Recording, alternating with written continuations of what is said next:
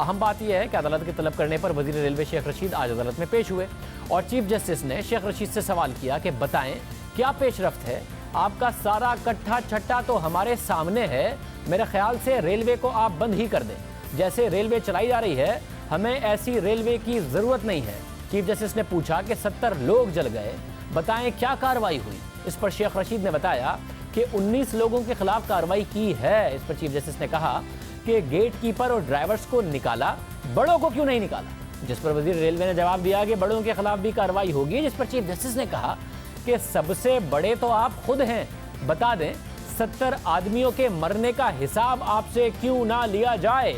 इस वाक़े पर तो आपको इस्तीफा दे देना चाहिए था। जिस पर शेख रशीद ने कहा कि आप कहते हैं तो मैं इस्तीफा दे देता हूं। शेख रशीद ने दौरान समाअत अदालत को बताया कि ML1 14 साल पुराना मंसूबा है, इस पर अमल नहीं हुआ। इस पर चीफ जस्टिस ने कहा कि हमारे सामने पुराने रोने ना रोएं, रेलवे के पास ना सिग्नल है, ना ट्रैक है और ना बोगियां हैं।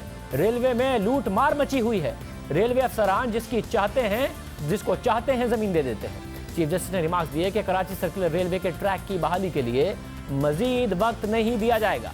सर्कुलर रेलवे ट्रैक से बेघर होने वालों की बहाली रेलवे की जिम्मेदारी होगी। चीफ जस्टिस ने मजीद रिमार्क्स दिए कि सर्कुलर रेलवे की 38 केनाल जमीन अदालती हुक्म पर खाली हुई। कराची में काला पुल देखें, किमाड़ी जाएं, देखें क्या हाल है, रेलवे जाकर किधर रही है। शेख रशीद ने कहा कि अदालत मोहलत दे, अगर मयार पर पूरा ना उतरा तो इस्तीफा दे दूंगा। जस्टिस एजाजुल अहसन ने रिमार्क्स दिए कि रेलवे ML1 के लिए पैसा कहां से आएगा, सालाना अरबों रुपए का खसारा हो रहा है। जिस पर शेख रशीद ने कहा कि 5 साल में रेलवे का खसारा खत्म हो जाएगा। हुकूमत पेंशन की जिम्मेदारी ले ले तो खसारा आज ही खत्म हो जाएगा। चीफ जस्टिस ने कहा कि रेलवे का हर अफसर पैसे लेकर भर्ती कर रहा है, ट्रेनें वक्त पर नहीं पहुंचती, इंजन रास्ते में खराब हो जाते हैं। बतौर सीनियर वजीर आपकी कारकर्दगी सबसे अच्छी होनी चाहिए थी। लोग आपकी बातें सुनते हैं लेकिन आपका इदारा सबसे नाअहल है।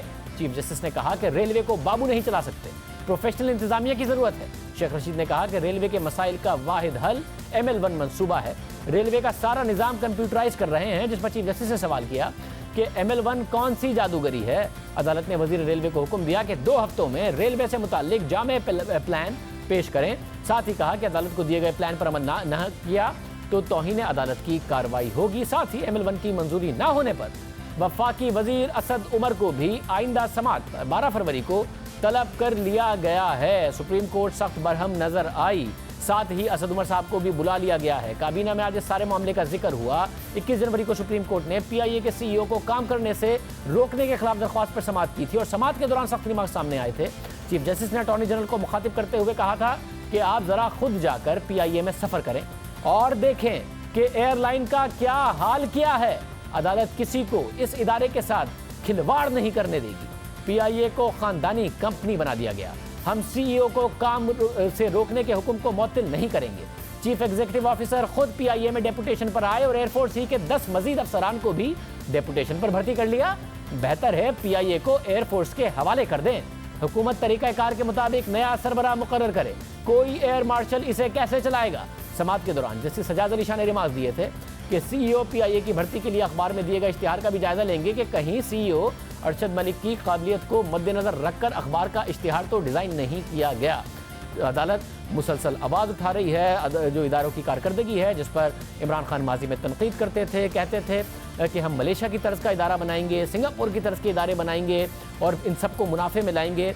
अब सुप्रीम कोर्ट उस पर सवाल उठा रही है। माजी में जब सुप्रीम कोर्ट सवाल उठाती थी तो इमरान खान कहते थे कि जो वैक्यूम पैदा होता है, जब हुकूमतें कारकर्दगी नहीं दिखाती तो दूसरे इदारे सवाल उठाते हैं। अब उनकी हुकूमत पर अदालत की तरफ से सवालात उठाए जा रहे हैं। काबीना में उन पर डिस्कशन हो रही है।